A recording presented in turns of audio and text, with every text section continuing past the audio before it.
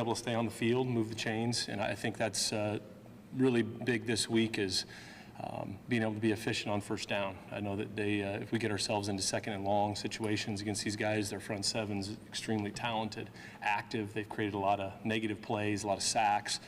They get after your quarterback. So for us to stay on schedule, that'll be big. And then likewise, they've got an explosive offense. Being able to keep those guys off the field and use the clock will be key.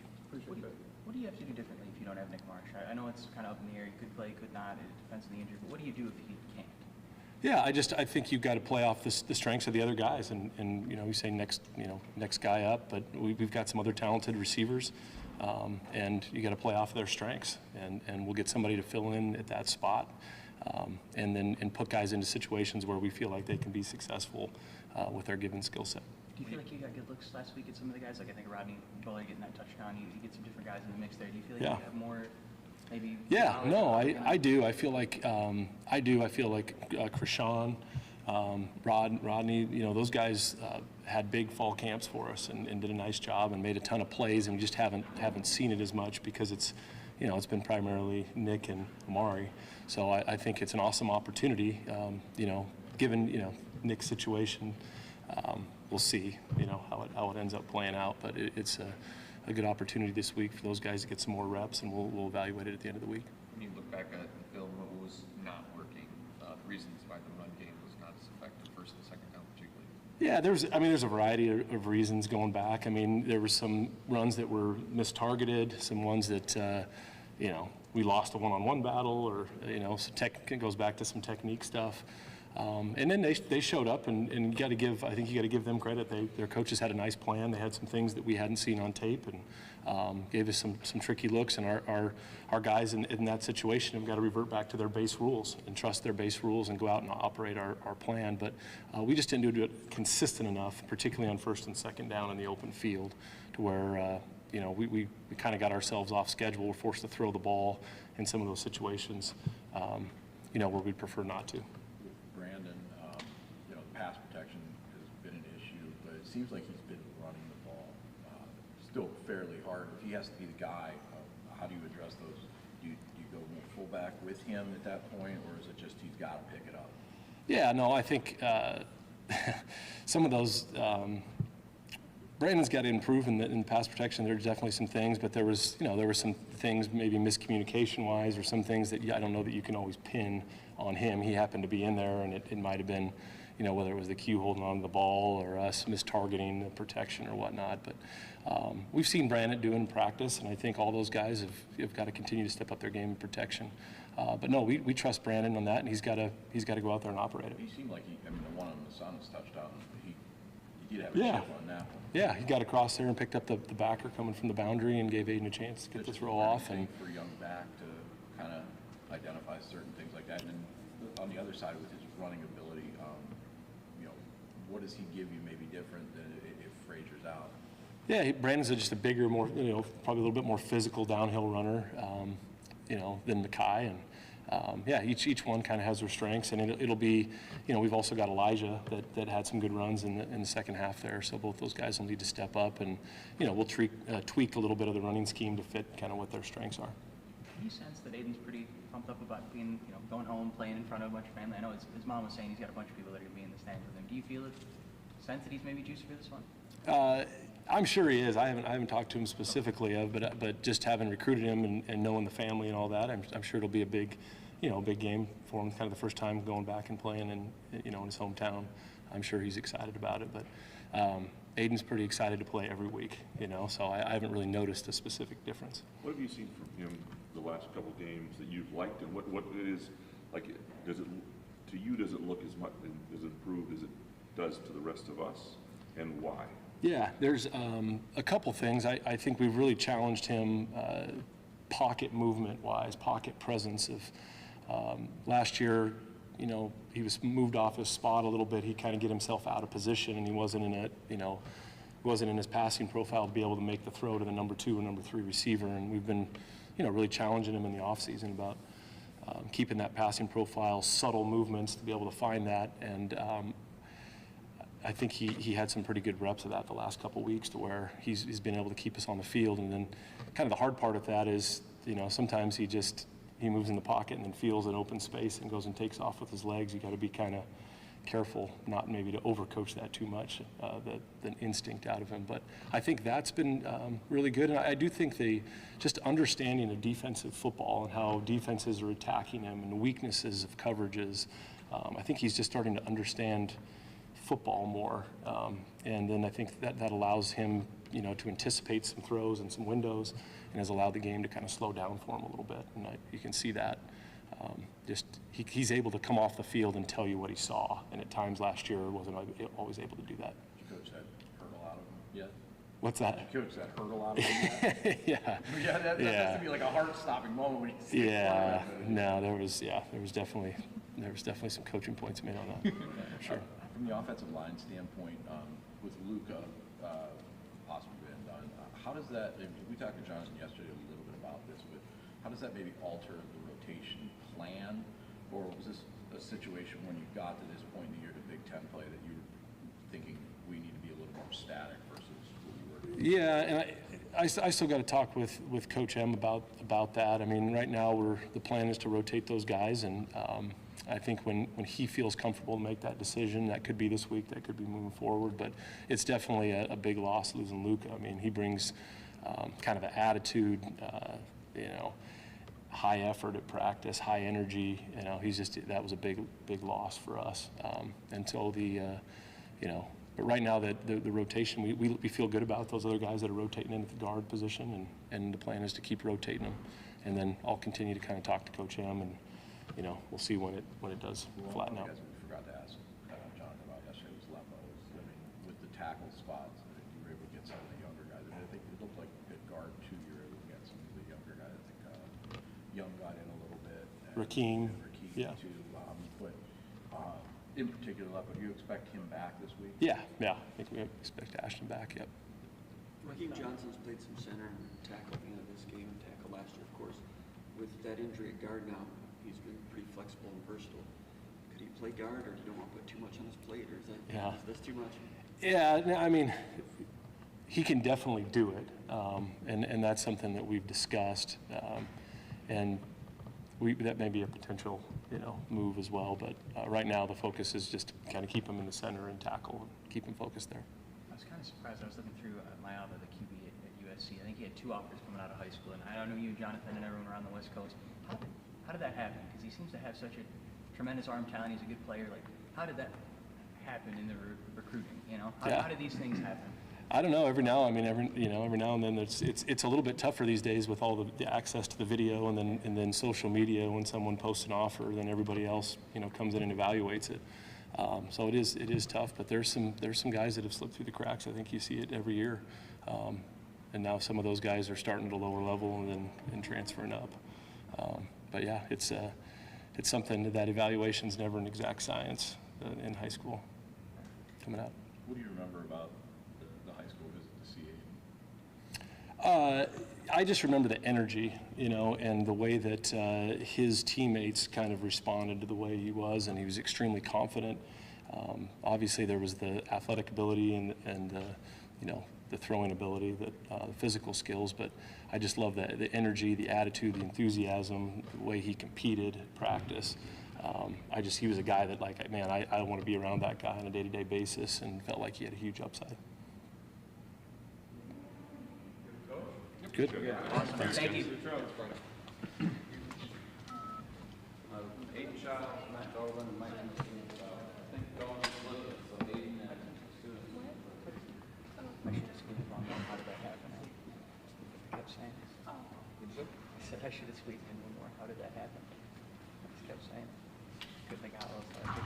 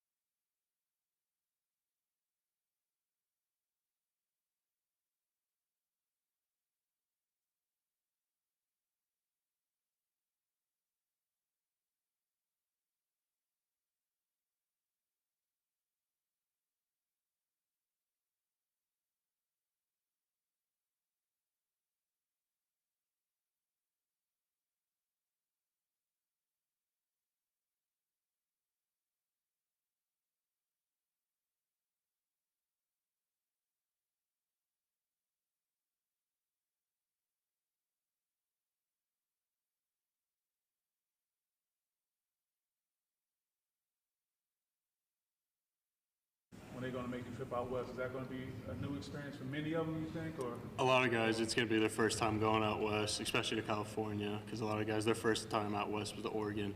But I've been out to Cali a lot, so I'll be able to help the guys out a little bit out there. Semi-tour guide? I can help out there, yeah. Definitely grew up going out there. Yeah. And lastly, how do you balance the excitement, you know, that has to come with this big trip, with just still being able to stay locked in and doing all the other things you need to do? Obviously, it's a business trip, but you also got to be able to enjoy it. You know, how many times are we going to be able to get out to California as a team? You got to enjoy a little bit of it, but also understand you're going out there for a business trip to go do your job. Yeah, you can't get away from these guys. You got to spend the entire time with them too, huh? Oh, yeah. That's good. All right, thank you. How far is your family? How far? It's about a 6-hour drive from where I'm at. You got a lot coming? Yeah, I got a good amount of people coming out, which is going to be awesome. It's like my little home game out there. That's kind of nice. But for you, I mean, going in kind of on a surge, what does it mean personally? Just coming out of the last couple of weeks to make some of those catches that you've had, kind of be the dynamic part of the offense. It's been awesome. It's been awesome to be able to be a part of this offense in a big way, you know, doing my job in the run game and then getting my opportunities in the pass. It's been nice to be out there and help the guys out. So you just catch touchdowns down? Huh? I said you just catch touchdowns down? If they come my way, I'll try and catch them. As far as like, I know conference expansion, people have always talked about how like the effect on recruiting, you can recruit more national players, they're going to play a game against a hometown team. But do you feel like that's something players think about in the recruiting process? Like, oh, I'm going to be able to schedule such and such day, we're coming back to wherever they're from. Like, could be Arizona, could be California. Is that something people are thinking about? I mean, it may be in the back of their mind. I don't think it's like a huge important thing for them. Like, if they really wanted to play home, I guess they could always stay home in their recruiting process. But I think a lot of guys are just going where their best opportunities are now. For you on that touchdown route, can you kind of walk us through it a little bit in terms of you and Jack lined up on the same side? I mean, is that kind of how this offense wants to operate with the two tight ends set to have one guy pull guys away? I mean, it seemed like when he went in, you everything opened up for you on that route. I mean, we were attacking their coverage. They're normally a cover 4 team down there, so our routes are I have a little corner and up to attack the corner, and then he's got a post, so the safety can either stay with me or stay with him, and he stayed with Jack, and I was just left open. So we were just attacking their defense that they were giving us. Does that come somewhat from what Jack was doing before that? I think it was definitely in the back of their mind. He had a dominant game out there. He had like 5 or 6 catches out there. He was doing his thing. It was nice to see. If Nick can't play, obviously he's a big part of your offense, but is that something where you guys as a tight end group think, all right, this is an opportunity for us to maybe do a little bit more in the pass game? I think we can in ways, but I think we also got a lot of guys who've played a lot of snaps in college. You know, we got a lot of guys who transferred in who know how to play college football, and I think they'll be able to step up and help in certain ways too. Ronnie Bullard, I know we hadn't seen a whole lot of early in the season, but he gets that touchdown, breaks tackle. Does he break contact a lot in practice like that, or is that? Yeah, he's an explosive player. Like I love seeing Rod up there making some plays like that. I think he's a nice add to our offense, and I think he's going to be used well this weekend. As you've kind of learned and grown with Aiden as the quarterback, what have you seen in his development from the start of this year? Not from camp, not from offseason, just from game 1 to game. I think his pocket presence has been amazing this year. Being able to go through his reads, understanding defenses better. It's just been a huge step in his game that he's made this year, and it's been awesome to see. How does that help a receiver?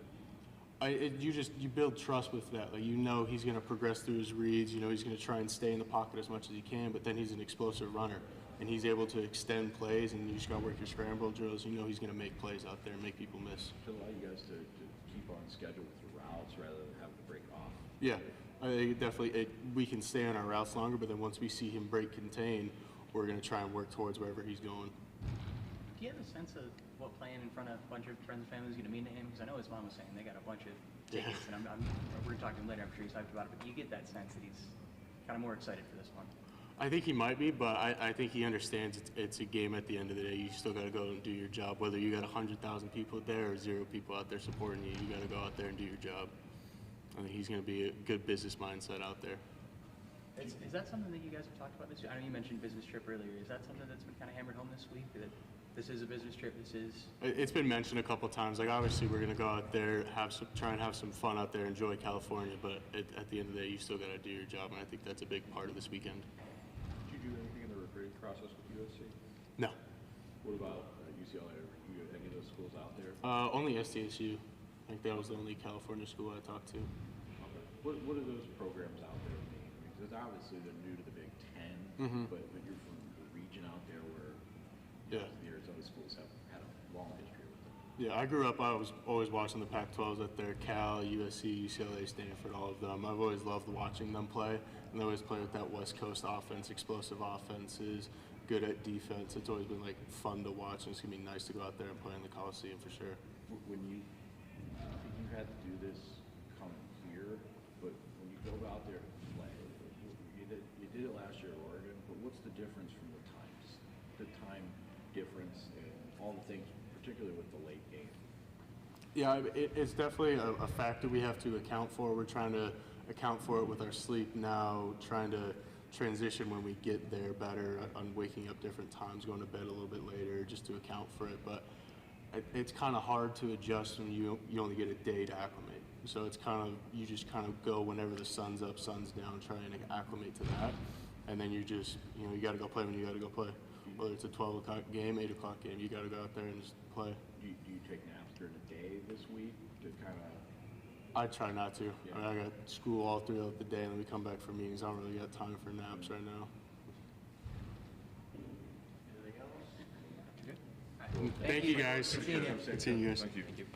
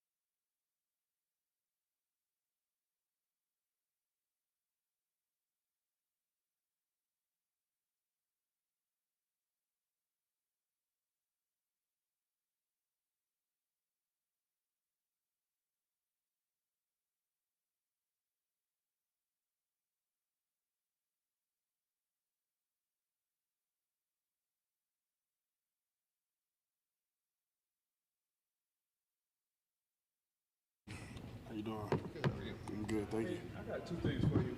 During the Super Bowl, the players talk about the enormous amount of ticket requests. I'm just curious, is that a team child's, particularly your mother handling that for you, or are you involved in that? And secondly, what is your process for such a long trip on a flight, particularly? Are you locked in on film for a little while? You hanging out with your guys? Kind of what's that like for you too? Yeah, I'm letting my mom take care of all the, tickets and everything. All my people are from California, so it's not something I really need to worry about. It's just another distraction. But, on the plane ride, I feel like we prepared all week, watched the film, did what we had to do. So on the plane ride, I plan on, sleeping through it, it's a 4-hour flight, so I've done it a few times already, so yeah, sleeping through it is probably the best way to get through that flight. I hate flights anyway, so yeah. When's the last time you were home? I can't recall right now. I think it was recent though. It was like I think it was summer. Yeah, summer. I think so. Yeah, summer. Yeah. How long have you been looking forward to, not maybe necessarily this game per se, but just the trip home and playing in front of everybody? Since after Saturday. We played 3 games before this, and I focused on each game every other week, how we come and prepare each week. And now it's time to go home. It is what it is, just another game. This game's no bigger than any other game, so yeah. Where do you think your biggest area of development is? Where your growth? When you see difference between you now and you a year ago, where do you see it most? Staying in the pocket, just being able to trust my own line and trust my reads and what I can do with my arm instead of trying to take off and try to make things happen or force things to happen that aren't necessarily there. Are you? In real time, do you notice things that a year ago I would have? Yeah, I talked about this last game. There's a play where I think it was going into halftime. We were on a 2-minute drive, and I threw the ball over Jaden Savory's head. It was like, last year I probably would have tried to throw it to somebody else and just try to get it, force it somewhere. But things like that happen. But yeah, I feel like I've grown a lot there in that stage. When in your football career did you learn it's a learning process to not focus on, I got this homecoming game against USC, all my family's going to be in the crowd. That's a learning process. When did that sort of happen for you? When did you learn to handle the emotions of football like that? I'd say my senior year of high school. That was my first real season of football and of high school football. And there was a homecoming game, and I wasn't really focused on. I was asking somebody to homecoming after the game, so I wasn't really focused on the game. And I was like, I can't do this no more. So it was just they really just clicked at that moment. It was more you look like, we watched a film with my coach, Coach Jack, he telling me, you don't look like you're focused. You look like you're ready to ask somebody instead of ready to play a game. And, it is what it is. That's what happened. So, after that, it was just you know what? Football, I gotta lock in. You gotta do better. So, yeah. Did you get a yes out of that? Yeah. Do you feel like you had to consciously do that, for this game in particular? Okay, I know it's there, but I got to put it in the back of my mind. What do you mean? I'm sorry. Can you rephrase that? I'm sorry. So you knew. The schedule's been out for a while that you knew you were going to play at USC and in LA. But do you see that and say, I can't worry about this? Do you have to kind of tell yourself? Before the season starts, you're excited. You're okay, I get to go home and play games. But once the season starts and it's week one, it's week one. That's the team to focus on, and the next week it's focus on the next team, and so on and so forth. I can't really focus on, I can't be worried about a game next week and I'm playing a game this week. So it's the same preparation as every week. When you play a team that's known to have a sort of a high octane offense on the other side, is a quarterback and the leader of your own offense, is there pressure to make sure you keep pace, to play complementary football, to keep your defense off field? What does that add any dynamic to the preparation or thought going into the week? Their offense changes nothing about our offense. It's just us, and that's really all it is. We go out there and we play our best game, and if they come out and play better than us, then they play better than us. That's how it goes. It's football. But at the end of the day, we're going to come out and compete and play Michigan State football. I know it's a different season, different team, but would you learn from, last year you're 3-0, you go on the road, some injuries, and lose to Boston College this year, 3-0, going on the road with some injuries. Would you learn from that trip last year that maybe could apply to this week? It's football. You're going to get beat up, bangs and bruises all over the place, but, next man up. It's really, can't do nothing about it. If somebody's hurt, somebody's hurt. Go on, continue playing the game, and we got a game to play. So, how did things change without Nick on Saturday. And looking ahead to this week, how do you kind of prepare with him in limbo? There's no fall off. You know, we have guys all over the field, and we have guys that can make plays everywhere. So, I mean, Nick's obviously a great player, but at the end of the day, next man up. Coach Lindgren talked about, kind of like you said, staying in the pocket's better, improving your pocket movement and that passing profile. But he also said he doesn't want to like fully coach out that you see green and you just run and take off. What have kind of been those conversations like? And do you feel like you're approaching a good balance with knowing when to keep your eyes and throw and say, like, I'm just going to take the green and run? There's times where I can stay in the pocket a little longer, and there's times where I take off too soon. Still, there's stuff like, I mean, it's the same thing. Sorry, but there's times when I could have thrown the ball and I took off, and there's times like, I mean, you see Boston College, what's it called, where we have 3rd and something, and Krishan McCray's wide open on the out route, and I decided to run. I got the first down, but couldn't do the ball, you know, stuff like that. But he doesn't, like, they talk to me all the time. They don't want to take away like my ability and what I've done, and they don't want to overcoach it, but at the same time, they want to see me throw the ball, and that's real. I'm a quarterback. I'm here to throw the ball. So at the end of the day, it's just, you know, continue growing each week and focusing on, you know, the little things that we need to work on. Did the hurdle come up in film review? Yeah, for sure. What was the Maroon reaction? Honestly, at first, like on the field, it was like, what are you doing? But we watched the film, and like I told y'all in the post game conference, post game interview, you know, the dude, he usually goes low. He didn't go low this time, and the coach was like, yeah, you watched the film, you knew. And if you watched the game, he went low the whole game until that time. So happens to the best of us, I guess. Who said that? Was that Jonathan? or was Boyer. that Brian? Yeah, Coach Boyer. Couple more for Aiden. Hey, you can't possibly see everybody you want to see. You can't possibly spend as much time as you want when you get back. Is there any message you want to share just to your folks that you won't be able to see or spend time with based on how tight your schedule is going to be when you get back? Let's just make the whole stadium green. Man, that's really all I got to see. You know, we got a lot of people coming to the game. Let's green out the stadium and make it ours. All right, great. Have you been to the Coliseum? I've been there. Yeah, I ain't played there. I ain't done nothing there, but I've seen it. Yeah. Did they recruit you at all, or I'm sorry. did USC recruit you at all? In the portal, they did. Yeah. They did. And what's your thought on their program? I mean, obviously there's been a lot of changes since you were. Yeah. Great history. You know, just a great program in general. A lot of great guys came out of there. Good football team. We can't say much about it. Great coach, everything. So it's just, you know, got to come out and play football. Thanks, Aiden. Thank you. Thanks, man. Thanks, Aiden. Safe trip back. Thank you. We gotta get these. Job well done. You too.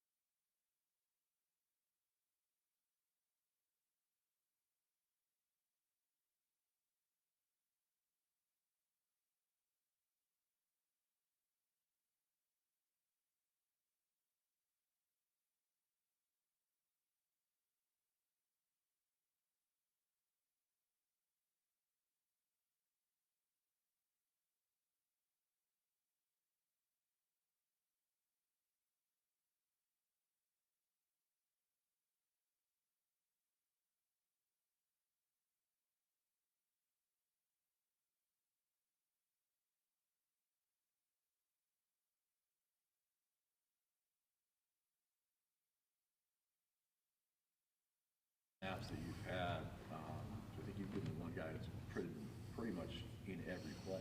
It feels pretty good.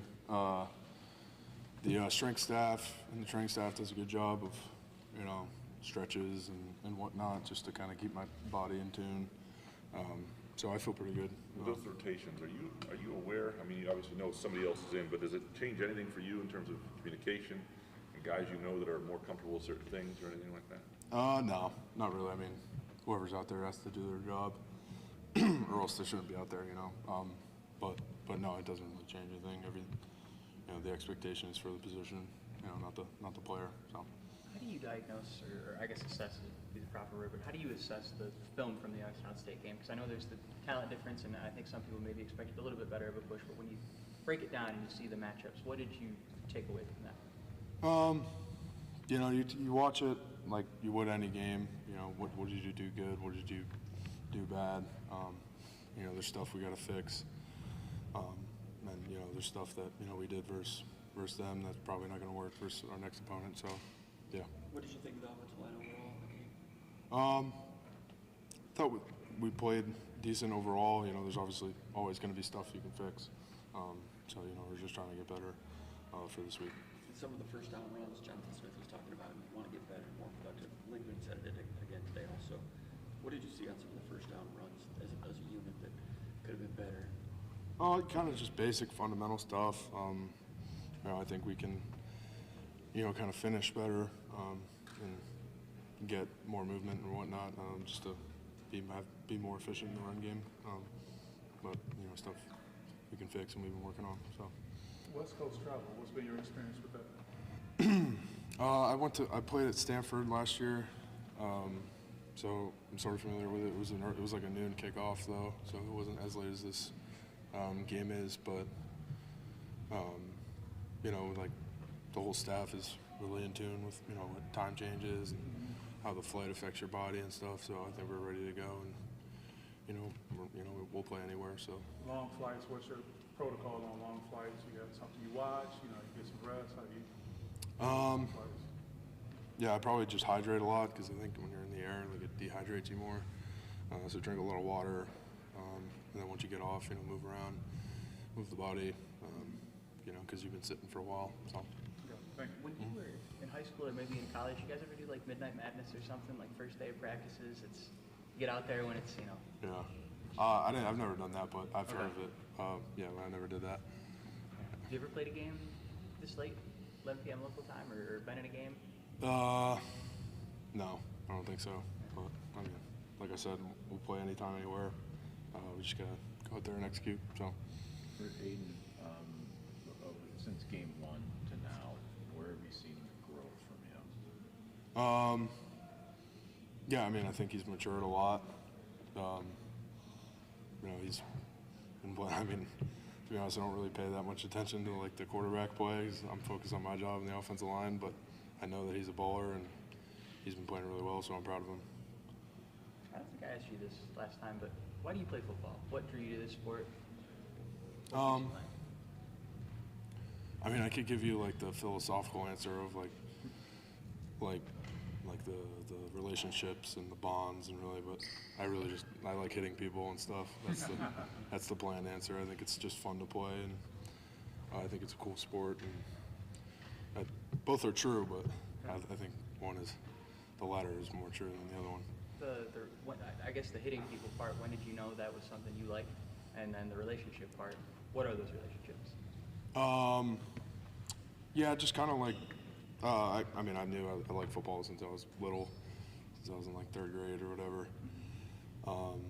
And then the relationship part, like I've just learned a ton about football, or learned a ton about life through football. And, you know, I've had a lot of role models and whatnot through coaches, and then I've gained some of my best friends through football. So that's kind of the relationship point.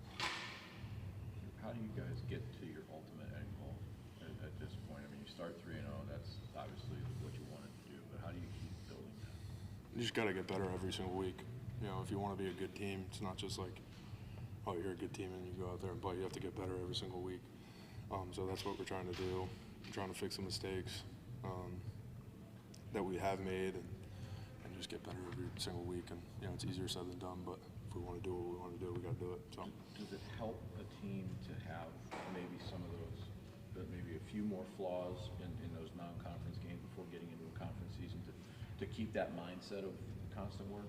Yeah, I mean, you never really want to have a lot of flaws in a game wherever you play, but you know, you gotta learn from the mistakes no matter who you play and get better, like I said. So. Coach M, I think, calls himself an optimist. Do you see that in how he coaches? Like, what kind of coaches is he stylistically? Yeah, I would say he's an optimist. he's kind of, I don't want to, it's like cliche, but like old school type coach. Like, he'll just push you to places, you know, you don't even think you want to go, but then, you know, you just see yourself get so much better, and, you know, he just hammers in points of details and fundamentals, and he's got a wealth of knowledge because he's been doing it forever. So, yeah. What was his, when he was recruiting you and you're through the portal process, what was his sort of idealized vision for what you could be as a football player? What I liked about Coach M when he was recruiting me is he didn't really recruit me. He was just wasn't hard selling or anything. He was just genuine guy. He was just laying out all the facts about Michigan State, what I could do here, and then just kind of chopped it up and talked football, talked life. So that's what I thought was cool about Coach M. And I mean, you know, he's the same person that he was when he was recruiting me. So. Wondering about just your personal thoughts with Luka going down and the difficulty of that, but also from the nuts and bolts standpoint, how much does getting those rotation snaps with other guys next to you, how much does that maybe help moving forward with him out?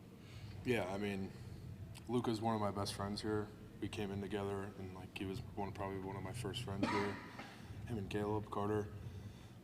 So, you know, I was really upset after the game and when it happened, when he got hurt, because he's such a good person, such a good player, and all he cares about is us winning. So, you know, when he went down, it was really, really unfortunate, and you know, I feel for him. But you know, he's gonna be back whenever he's back, and he'll be back to full strength. But the second part, yeah, I mean, it's the next man up. You know, guys got to step up, got to do the job. Like I said, the expectation is for the position. And, you know, guys have gotten reps because, you know, we've been rotating or whatever. So yeah. How does that help? How does that help maybe the communication having? I mean, it's not like you're getting someone coming in that's been on the twos. Right? Yeah, right. Yeah, they have, you know, it helps because they have experience playing. So, yeah. It's helpful. Hardest I've ever hit someone? Or just play someone, or the most physical play you've I don't know. I've played football for a while. It's harder to really peel off and hit somebody now because everybody's really athletic, and it's hard to get a total knockout, or not knockout, but a hit. It's crazy, like you can in high school. But yeah, I don't know. All right, so how are you going to channel that when you're done playing football? That's a good question. I don't know. I'll have a competitive nature my whole life, so I'll figure something out. You don't do any type of MMA training or? No. Yeah, no. Not yet? No, not yet. Yeah. Matt? All right. Thank you, guys. Safe trip, man. Thanks, man. Brazilian Jiu-Jitsu.